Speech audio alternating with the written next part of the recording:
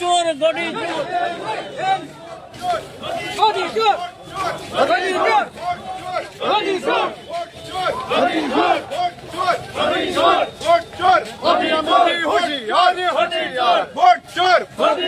বন্দে মাতরম বন্দে মাতরম বন্দে মাতরম বন্দে মাতরম কংগ্রেস জিন্দাবাদ কংগ্রেস জিন্দাবাদ জিন্দাবাদ বন্দে মাতরম বন্দে মাতরম বন্দে মাতরম বন্দে মাতরম জাতীয় কংগ্রেস জিন্দাবাদ জিন্দাবাদ জিন্দাবাদ জাতীয় কংগ্রেস জিন্দাবাদ জিন্দাবাদ বন্দে মাতরম বন্দে মাতরম বন্দে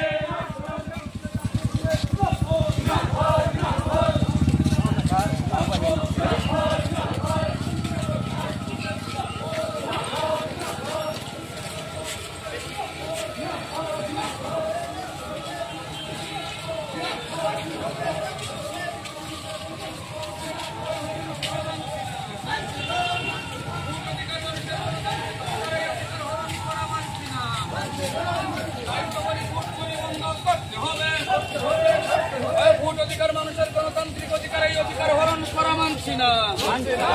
ভোট চুরির প্রতিবাদে জাতীয় কংগ্রেস লড়ছে। প্রতিবাদে জাতীয় কংগ্রেস সামনে গিয়ে ভিডিও কথা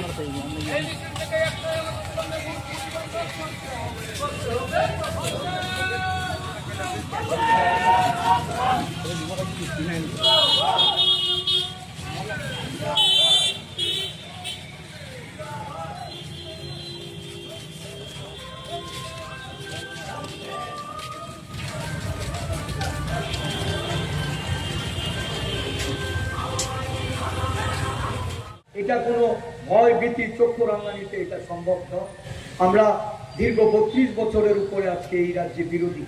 এই 32 বছর বিরোধিতায় আমাদের রক্তে এখন আর ভয় ভীতির কোনো জায়গা নেই। আমরা সামনে এগোবো, আমরা পিছিয়ে তাকাবো না। আর পিছন থেকে ওই রান্নাঘরের লোকেরা এসে ভিড় জমাবে। আমি দুঃখ প্রকাশ করি, এই অঞ্চলের যিনি জনপ্রতিনিধি, উনি আজকে বহিরাজ্যের একটা নার্সিংহোমে চিকিৎসাধীন অবস্থায় আছে। ঈশ্বরের কাছে প্রার্থনা করি, ওনার দ্রুত আরোগ্য কামনা করি। ওনার পরিবারের প্রতি আমি ব্যক্তিগত তরফ থেকে আমি তাদের এই ঈশ্বরের কাছে প্রার্থনা করি, তাদের পরিবারের সদস্য যেন আবার তাদের ফিরে আসে। কিন্তু যারা আমাদের ঘর থেকে বেরিয়েছে, যারা এখনো মনে করেন যে কংগ্রেসের উপর সন্ত্রাস তৈরি করে হামলা করে কংগ্রেস দলটাকে দাবিয়ে রাখবেন, আমি বিনম্রভাবে তাদের কাছে আবেদন করি। কারণ বিজেপি নেতারা কোনোদিনও গণতন্ত্র মানেনি, তারা সংবিধান মানেনি, তারা কখনো সংবিধানকে সম্মান পর্যন্ত দেয়নি।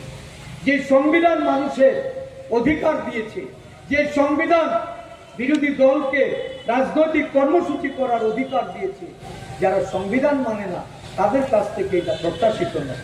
যারা কংগ্রেসের হয়ে একদিনের জন্য কাজ করেছেন, আপনারা কিন্তু জাতীয়তাবাদ বুথটাকে এটাকে মৃত্যুবরণ করতে দেবেন না।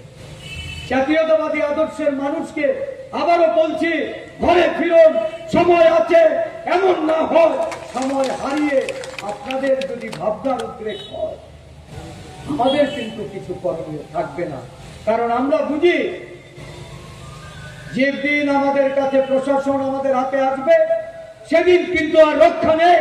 এই প্রশাসন আপনাদের কিন্তু জেলে পুঁততে দ্বিধাবোধ করবে না, কুণ্ঠিত বোধ করবে না। আজকে যারা ভাবছেন যে মামলা হলে হবে, আমি শাসক দলের গুন্ডা, শাসক দলের হয়ে সন্ত্রাসের কাজ চালিয়ে যাব, সেই দিন বেশি দূর নয়। ভারতবর্ষের রাজনীতির অন্ধকার ধীরে ধীরে আজকে এটা কিন্তু পরিষ্কার হচ্ছে।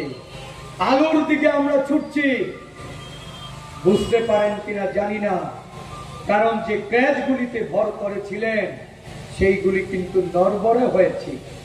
নরেন্দ্র মোদীজি নিশ্চয়ই উনি ভাবছেন যে আমার কেজ আমি কিভাবে রক্ষা করব।